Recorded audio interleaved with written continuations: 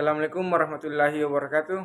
Perkenalkan nama saya Fadil Muhammad dengan NPM 2021-02052.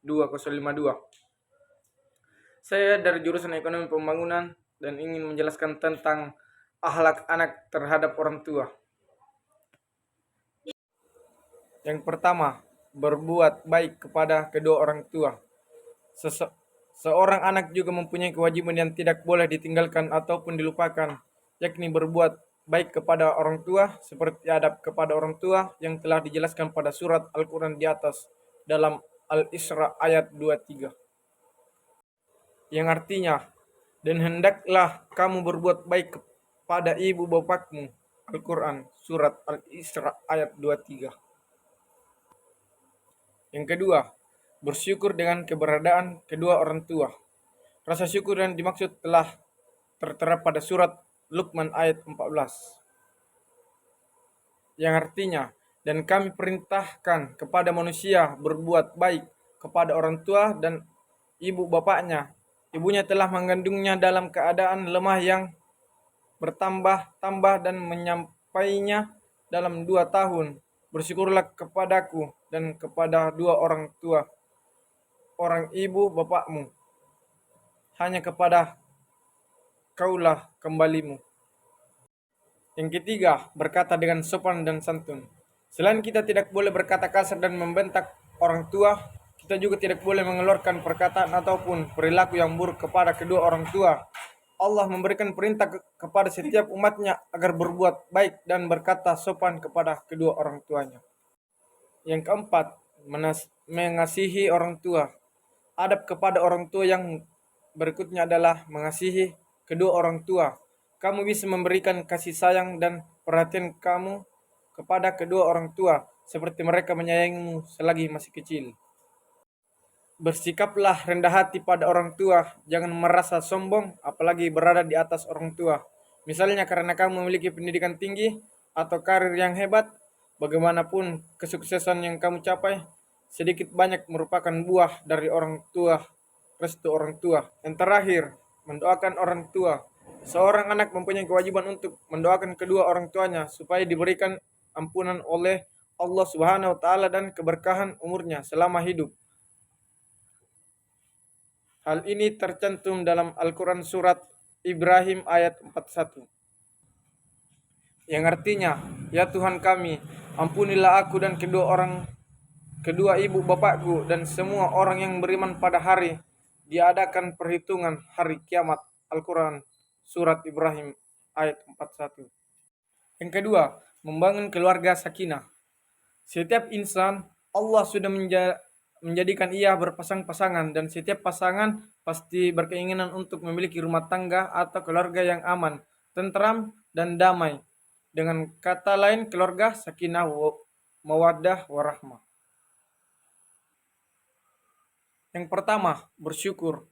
Kehidupan rumah tangga atau keluarga sakinah mawaddah warahmah dapat dicapai dengan cara kita senantiasa selalu bersyukur kepada Allah Subhanahu wa taala, bersyukur atas segala nikmat dan karunia-Nya, bersyukur atas segala pemberiannya, rezekinya yang kita dapati dalam kehidupan sehari-hari. Dan yang terpenting kita tidak lupa untuk selalu membelanjakan rezeki tersebut ke jalan yang benar dan diridhoi Allah Subhanahu wa taala. Yang kedua, tanamkan selalu cinta dan kasih sayang. Pelajari dari cara baginda Rasulullah sallallahu alaihi wasallam yang selalu menyertakan cinta dan kasih sayang beliau kepada istri dan juga anak-anak beliau. Keluarga sakinah mawaddah warahmah selalu dilandasi dengan cinta dan kasih sayang yang tak pernah lekang oleh waktu. Memang dalam keluarga pasti ada pro dan kontra, tapi itu hanya sebagai bumbu pemanis saja dalam keluarga, dan hal itu tidak mengurangi sedikit pun cinta dan kasih sayangnya, sehingga tercipta win-win solusi yang baik, damai dan indah. Yang ketiga, suami yang selalu dan senantiasa membimbing istri. Terbentuknya rumah tangga atau keluarga sakinah mawaddah warahmah juga tak lepas dari peran utama seorang suami. Sebagai pemimpin atau iman keluarga, suami yang baik adalah suami yang mampu membimbing istri dan anak-anaknya untuk selalu berada di jalan Allah Subhanahu wa taala. Yang keempat, istri yang sabar. Seorang istri juga turut berperan dalam menempuh dan membangun keluarga sakinah, mawaddah warahmah.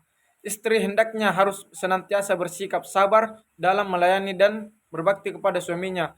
Seorang istri juga sangat dianjurkan dalam menasehati sang imam, yaitu suami, ketika ia berada di jalan yang salah. Dan terakhir, meningkatkan kualitas ibadah. Sebuah rumah tangga atau membina keluarga sakinah mawaddah warahmah bisa ditempuh dengan cara meningkatkan kualitas ibadah kita kepada Allah Subhanahu wa taala dengan selalu berusaha menjalankan sunnah-sunnah Rasulullah sallallahu alaihi wasallam seperti sholat tahajud dan di sepertiga malam, sholat duha di pagi hari sebelum beraktivitas, sholat taubat, sholat hajat dan ibadah-ibadah sunnah lainnya. Sebagian suami istri yang senantiasa terus meningkatkan keimanan bersama-sama keluarga, terciptanya insya Allah akan dimudahkan segala urusannya sehingga mampu meraih keluarga sakinah mawaddah warahmah. Yang ketiga, larangan kekerasan dalam rumah tangga. Larangan kekerasan dalam rumah tangga biasa disebut yaitu KDRT adalah kejadian yang kadang terjadi dalam hubungan keluarga.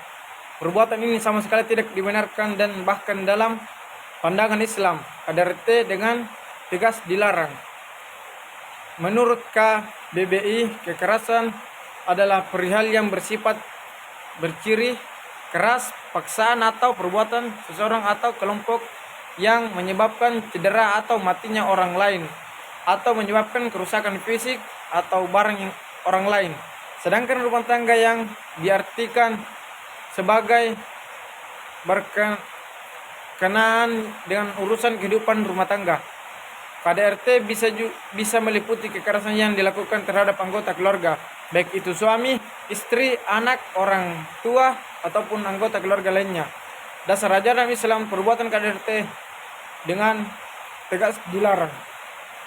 Ayat Al-Quran yang melarang KDRT sebagai firman Allah Subhanahu wa taala Al-Qur'an surat An-Nisa ayat 34 yang artinya, kaum laki-laki itu adalah pelindung bagi kaum wanita. Oleh karena Allah telah melebihkan sebagian mereka laki-laki atas sebagian yang lain wanita, dan karena mereka laki-laki telah menafkahkan sebagian dari harta mereka. Sebab itu maka wanita yang saleh ialah yang taat kepada Allah, lagi memelihara dari ketika suaminya tidak ada. Oleh karena Allah telah memelihara mereka, wanita-wanita yang kamu khawatirkan menusuknya, maka nasihatilah mereka dan pisahkanlah mereka di tempat tidur mereka, dan pukullah mereka. Kemudian jika mereka menaatimu, maka janganlah kamu mencari-cari jalan untuk menyusahkannya. Sesungguhnya Allah Subhanahu wa taala Maha tinggi lagi Maha besar. Sekian, itulah tadi presentasi saya. Apabila ada kurang dipahami mohon dimaafkan. Saya tutup dengan ucapan wabillahi taufiq wal hidayat. Wassalamualaikum warahmatullahi wabarakatuh.